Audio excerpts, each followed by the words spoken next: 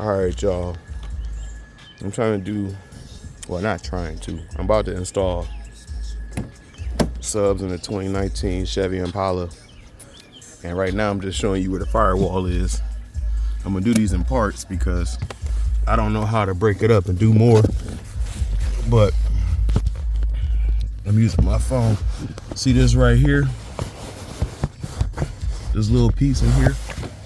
That's the firewall.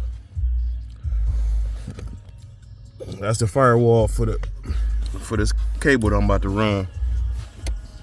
I hooked it up to a hanger. I figure it'd be easier to run it up through the firewall, and I can grab it from the other side. And the other side, it should come up right below this reservoir right here for this. I'm not exactly what it is. It might be brake fluid and some other stuff. But anyways, the goal is to get it to come through this particular side so I can come around and run it to my battery. I'm gonna take this nut off and put the positive wire on this side, so that way I can get better traction and connection for the actual subs. But it's part one.